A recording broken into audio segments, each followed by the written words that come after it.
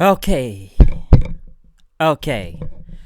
Had to make sure I did a little mic check right there, tapping on it and whatnot. But hello, and welcome to my AEW Dynamite review. A lot of things going on in the show tonight. Some newsworthy stuff, some not. Some good, some not. But what does AEW have planned tonight on this show? What do we got here tonight? We do kick it off tonight, though, with Hangman Page and the Dark Order, John Silver and Alex Reynolds, or I like to call them Red Dead Redemption 3 for some reason, going against Matt Hardy and Private Party. I have literally no idea why Hangman is teaming with these guys. I don't know what explanation. I know it's some story building with the Dark Order trying to get Hangman to join, which I feel like they got Hangman lost right now. They look like it looks like they kind of had him near the top, but now they kind of got him in this whole Dark Order thing, and I don't know, just look kind of really goofy when they came out. I guess Hangman, he's not in the elite anymore, so I guess he's trying to find his way and whatnot. Basically, like I said, this 6-man tag though, which was okay. Don't get me wrong. It was a lot of Matt Hardy kind of being heel out there. That was kind of one of the main points of this match, because after Private Party ended up doing their gin and juice move, Hardy tagged himself in and got the win, stealing it. Basically kind of told, which the announcers, and I'm glad this was pointed out too, my friend pointed this out to me, that Matt had kind of told him to attack Hangman, but they didn't attack him afterwards. So they just kind of celebrated, and I guess that wasn't, they kind of just kind of blew that off and whatnot. But it was a good tag match. But obviously I see they may be turning Matt Hardy heel, since they kind of showed some heel tendencies and whatnot. So we'll see where this goes. Hangman, I'm not really sure where they're going with this whole Dark Order thing and whatnot, but we'll see. It just kind of looked goofy when they come out dressed like Red Dead Redemption 3, because I saw a lot of people bury that online tonight.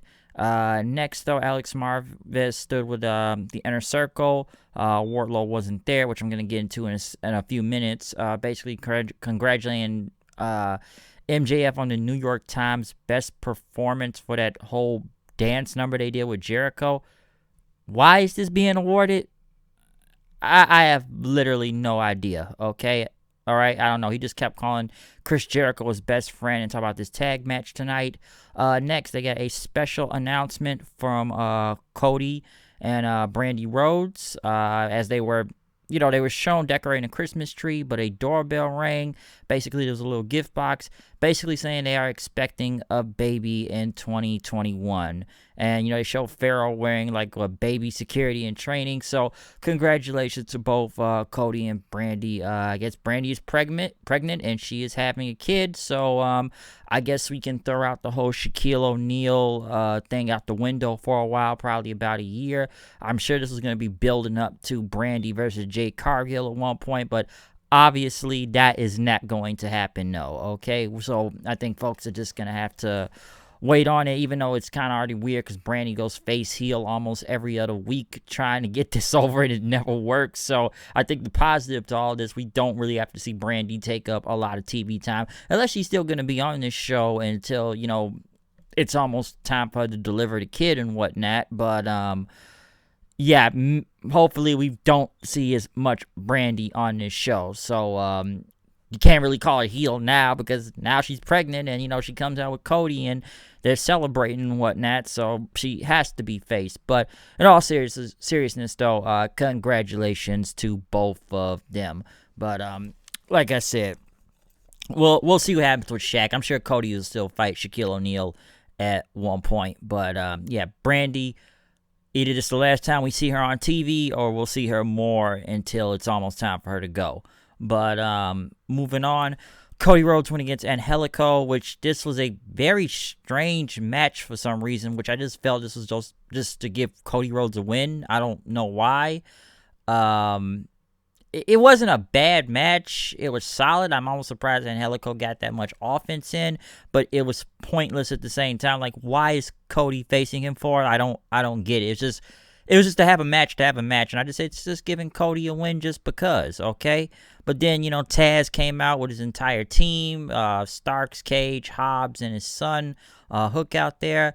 He talked about Cody, yeah, you're being a dad now and everything, but where's our congratulations and whatnot? And, Starks is going on about him, how we took out him and, Darby out a couple weeks ago, which Darby was sitting in the rafters and whatnot as he was smiling and everything. Taz said that Cody, we're gonna put you on paternity leave right now, and then we're gonna go towards the ring. But next thing you know, Sting came out. It's Sting, as Tony Schiavone would say. He came out with his baseball bat. He pointed it at Team Taz. Hobbs was gonna go get Sting, but they held him back. Sting then pointed his bat at Darby Allin, which I'm sure we all know that's what's going to happen there in the match sooner or later. And then he looked at Cody and whatnot before walking away. So I still think it's probably going to be Sting versus Cody or Darby Allin at some point in time. So we'll see what happens with that. But like I said, good match, but still pointless at the same time. They talked to Miro. I guess he doesn't look like Frank Ocean anymore. He talked about how he's been fined $75,000 for injuring a bunch of staff members last week, and it's $25,000 per person. And now, he talks about the holidays and the wedding announcements next week with Kip Sabian. I'm like, this is still going. I almost forgot about that wedding. And he talked about it's the holidays and whatnot, but he says, bro, you got people in the hospital for Christmas, and he said, bah, humbug, because it's his birthday, because that is true. Miro's birthday is on December 25th on Christmas. I remember that episode of SmackDown when he won, the U.S. title, and it was Rusev Day at the time. That's the official Rusev Day, is December 25th. So, we'll see what happens with that. Eddie Kingston came out. He came out here to talk about some of his enemies. His first enemy on the list, God, which he looked up and talked about the big guy. And he says, hey, I'm still here, man. I ain't dead yet, so I'm still standing. His second enemy, PAC, which he said that they took him out. His neck is hurt, so he ain't coming back. And before he could talk about Lance Archer, Archer came out and was about to attack him. The Butcher and the Blade came in for the save and whatnot. But Pentagon and Phoenix were right there, and then next thing you know, PAC is back. So I swear PAC was only here for like 3 weeks. I almost didn't think he was coming back, but he was back. They ended up attacking Kingston's crew, but Archer, Archer was about to get him, but PAC had tried to get him. Then he was gonna choke slam him, but then Archer and PAC started kind of arguing with each other before they turned back to Kingston in, which Archer continued to stare at PAC, but PAC didn't really pay attention to him. So I'm sure it's going to be a PAC versus Archer match. That sounds like a really good match, though, to see. Now, that's something I do want to see. So we'll see what happens right there, but I didn't think PAC was going to be back already. I'm sure they probably will turn Archer heel again, or maybe Archer joins the Death Triangle. I don't know what this whole thing is going on with against, Kingston, the Butcher, and the Blade, but or the Baker, but, Baker, Blade, you know how this goes, but we'll see what happens with that. But interesting to have PAC and Archer have a stare down. Dustin Rhodes, who was cutting a very great promo, talked about how 7 was a bad idea then in WCW, which it really was a bad idea. He did shoot on that, go look it up, and how it's a bad idea now. And he talked about, he's not the least important member of the Rhodes family, and that the Dark Order is wrong, and that they're going to fall. He's going to kick Evil Uno's ass next week on the Holiday Bash edition of Dynamite. So one thing you can say about Dustin Rhodes is that he cuts a great promo almost every time you see him on this show. I know some people will try to call him Goldust, and I know they'll probably still call him Goldust, and some will say he's still not that good, but Dustin can still go in the ring, okay? And Dustin cut a pretty damn good promo every time you see him on this show. So that's one really good thing I can say about Dustin Rhodes. He cuts a great promo almost every week. Next, the Inner Circle, Chris Jericho, Sammy Guevara, LAX, by the way, Santana is back. Jake Hager, MJF win against Top Flight, the Varsity Blondes, and the Best Friends. Now, this was supposed to be a 7-on-7 match, but they said Wardlow was gone, which I think he's had some family issues, but it was supposed to have Brandon Cutler in it. Now, I believe Brandon Cutler was taken out of this match because he wanted to go bitch and moan about what Jim Ross had said early in the week, which, I will say one thing about JR's comments, what he said. He's not wrong. He's correct on that. He's right about the whole super kick and DDT thing that, yes, a move that was protected at one point, but then again, when you think about it, the Young Bucks did kill that move. And they did kill the super kick, okay? Before, at one point when Shawn Michaels did it, it only took like a one-hit quit thing to take you out. Nowadays you can hit 50 super kicks on somebody and you can get back up after a one count, okay? And JR was right about what he said. He was very blunt about it, and like you say, he told someone last week, I see the same match all the time. You guys are always diving and just waiting there to stand there, and go look up his comments. JR was not wrong, and he pissed off some people in AEW about it.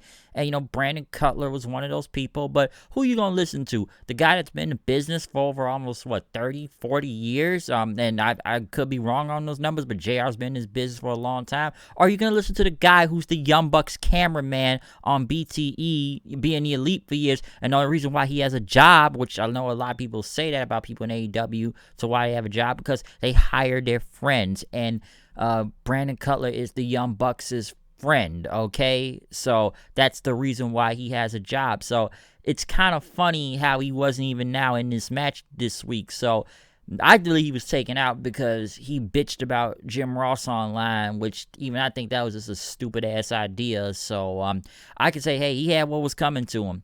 I had to read what JR said, and I said, he's not wrong. He is not wrong at all.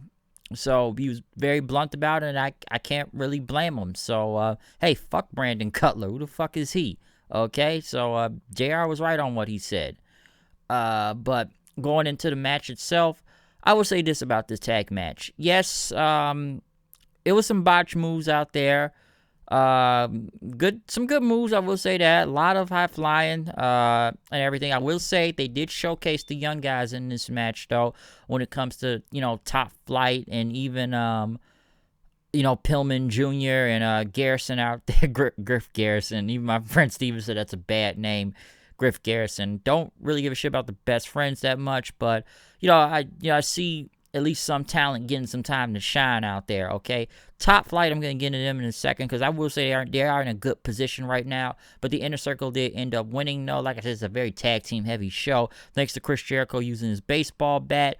Hager ended up doing Wardlow's finisher, the F10, and MJF covered Garrison for the win. So the Inner Circle won right there. They were about to jump the faces, but Top Flight came back in and took out Jericho and MJF, as they stood tall then and whatnot, looking at the heels on stage. Thunder Rosa was being interviewed then and talked about Britt Baker, and once Britt Baker wants to talk about she doesn't belong in AEW, but Rosa says she does belong, and then started to laugh. Rebel came in. Didn't like what Rosa said she has a terrible laugh. Baker ended up attacking her from behind, pouring water on her face, knocking off the face paint, and saying she looks ugly. He said, we'll deal with this later. SCU came out for their match against the Acclaim, who wrapped their way down the ring and talked about Kaz and Daniels until Kaz got on the mic, and I actually like this line, you guys out here dissing, but why y'all come out here rapping like men on a mission? I'm not gonna lie. Kaz's lines was better than the Acclaim's line when you think about it. He was out here spitting better bars than them.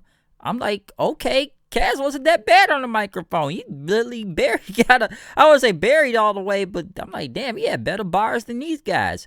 And this is my first time even seeing the Acclaim. Yes, I've heard they got some wins on Dark, and some people have told me about them, and I know I saw them last week, but Kaz had better rhymes than them.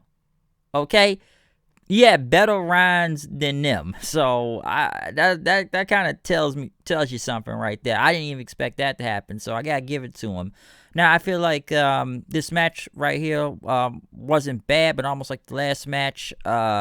Kind of same finish. The Acclaim ended up using their boombox to hit Daniels with and whatnot, and got the win off of him. Then the Acclaim talked about the Young Bucks then, rapping about them. about to say the F word and whatnot. They all know it's that part of rap. But they want a tag title shot then. So apparently now next week they get a title shot. Okay, something don't make no sense about this. And yes, they could say the ranking system is a bunch of bullshit at this point, but let me get this straight. This is a team. Listen, I don't watch Dark, but apparently they have all these wins on Dark, right? This is a team I've only seen wrestle for the first time tonight, and they already get a title shot after I've only seen them wrestle one time because they beat Daniels and Kazarian? Okay. I don't know, especially after a cheap finish also. But that's that seems rushed, okay? Why are you rushing this for? Like I said, we don't really know who this team is. Like I said, unless you watch Dark, you're going to know who this team is, okay? But I found it odd, like, these guys already get a title shot after I just seen them one night. Okay, yeah, fuck that ranking system. Top Flight was interviewed then, basically saying they're going after Jericho and MJF next week, which I will say these guys are getting a very good to decent push right now in AEW. So they're in a good spot. I gotta say that. Top Flight, like I said, they're a good team, still a bit green, but they're in a good spot right now. Next, Evilise and Diamante versus Big Swole and Serena Deeb. I will say this, man. Folks are really turning on Big Swole nowadays, okay? And I can understand more and more why, because I just don't think Swole is all that cracked up like she's supposed to be, honestly. And trust me, I've seen a lot of people turn on Big Swole, okay? Because even like I say, my friend Steven looked in the comments, just said, like, they just don't give a shit about Big Swole. I said it before. Hikaru Shida had to carry that match against Swole. She had to lead that whole thing off against her. I just believe Big Swole was overhyped, and what has she really done in this company, even other than that Britt Baker feud that was bad? Say what you want about Baker, but you could say at least she's enhanced her gimmick and, character, at least kind of made herself into an entertaining heel. She sucks in the ring, we know that, but you could at least say she's doing better as a heel. What has Big Swole really done? What is Big Swole's gimmick when you think about it? Also, so it's like when you kind of see, I've seen it, when people see Big Swole in the ring now, they want to turn the channel, okay? Because they have really just turned off I admit it too, like, I don't even think Big Swole's cracked up as she's supposed to be. I kind of believe maybe it was overhyped. Maybe. I'm not really sure, but just I'm not feeling it. I'm not feeling it. So I can see why people have really started to turn on Big Swole. Basically, Swole and Serena Deeb won, but then actually, Nyla Rose and Vicky Guerrero, these horrible kicks, by the way, by Vicky Guerrero, attacked both of them. Red Velvet came out with a steel chair, which very looked weak. Chair shot off of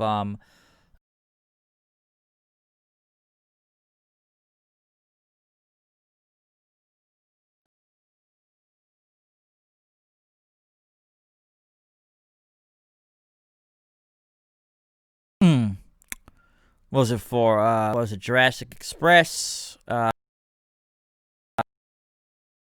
FTR complained about them, and they're supposed to be Grand Slam champions, but not getting the spot they deserve on this show. I know they went over a lot of the Holiday Bash show for next week, so get ready for that. Oh, one other thing too, I guess point out also that AEW will not be live next week at 7 o'clock.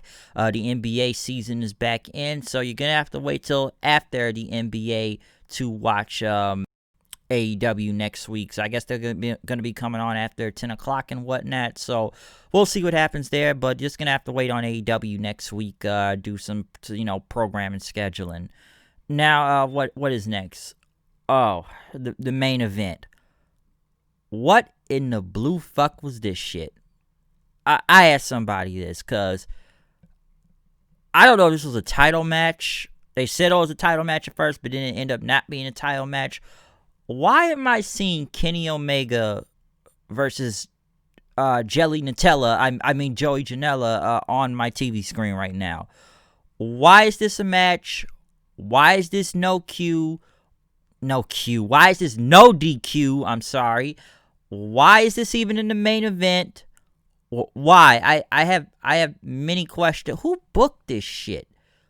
Why? I don't understand. And you know, it's so funny. They didn't even promote this match the whole night. That's the crazy part about it. This is the main event, and they didn't even promote it. And trust me, I'm sure people turned the channel on this, cause I don't know why this was a match. B, I knew Kenny Omega was gonna carry the whole damn thing anyways. And the only reason why this was like a no disqualification match, because that's the only thing that God, I'm getting names mixed up. That's the only thing that Janela really knows is just these hardcore matches, because if you send him out there in a regular match, he's going to botch like a motherfucker out there, okay? And it already showed here tonight too, but what can I say? This Kenny dominated most of the match.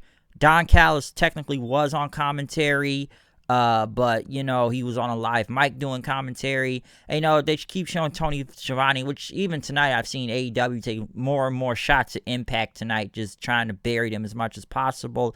I'm almost surprised this isn't even an invasion angle yet at this point. I'm gonna get to that in a second, but listen, there's nothing I can really say about this match. I've seen even clips they put on after the match. What was it? Kenny hit a V trigger and just I don't know what Janelle's trying to do, be very cartoony and silly, trying to oversell the V trigger and whatnot, falling like I don't know what he was falling like, but it looked dumb, okay?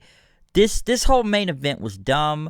I don't want to see him on my TV. And then, you know, some say, well, you know, would you rather see Sonny kissing? Listen, I don't want to see both of them niggas on my TV, okay? I've already kind of stated that several times. I will admit, Sonny Kiss at least more athletic than Janela. I don't know when it's gonna go off in the ring and whatnot, but listen, I just don't want to see any of these niggas on my TV. All right, I like I said, I don't know why this was the main event. I would not be surprised if people turn the channel from the main event because of this, because and they ended up saying it was a non-title match too, because why would this have been a title match? What the hell has Janela done to get any type of a title shot? Like I said, why was this the main event? I'm sorry. Why was this the main event? This was stupid.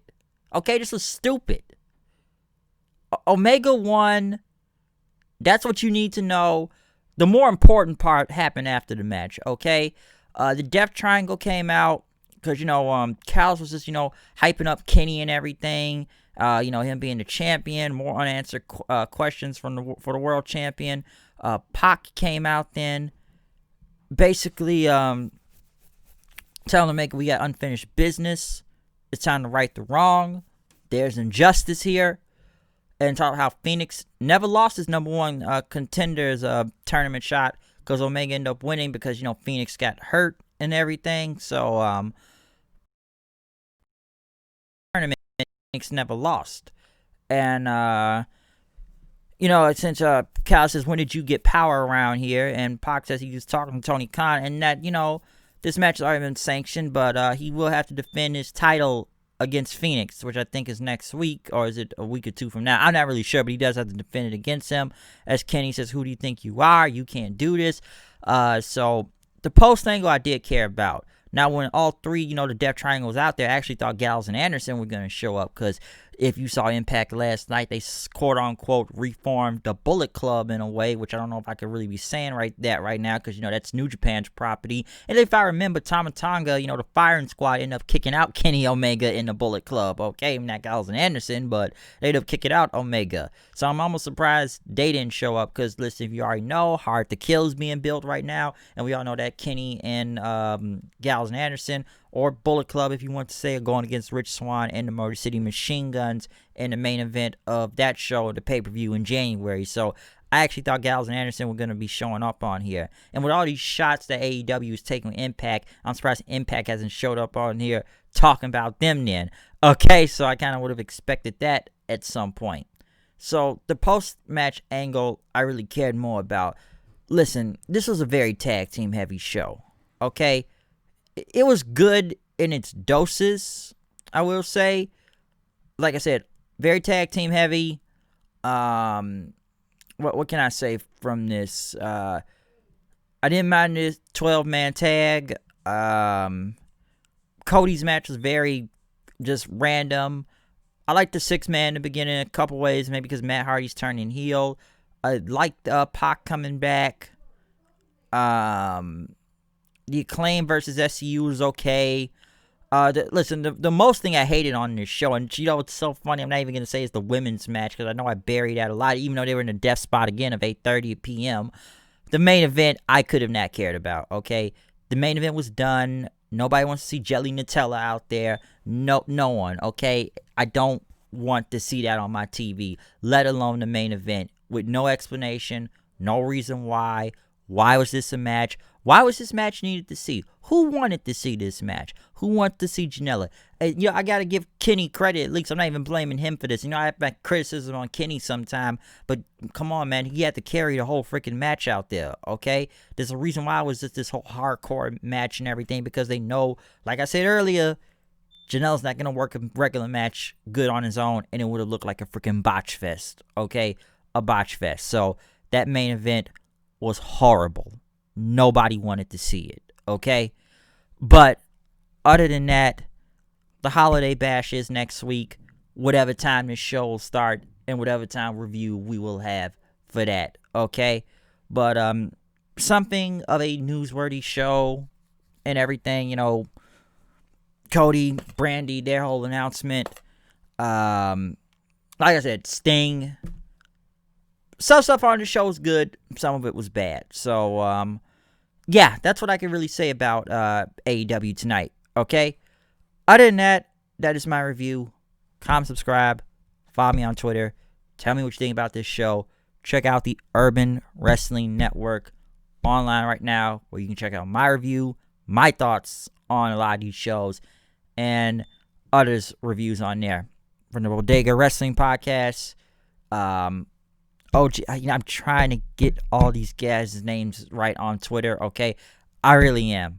So I'm doing my best on that, but go there and you can just check out all our reviews, okay? Go to that website right now, urbanwrestlingnetwork.com, okay? So other than that, I'm out of here. See you guys later. We will be back for NXT review. Peace!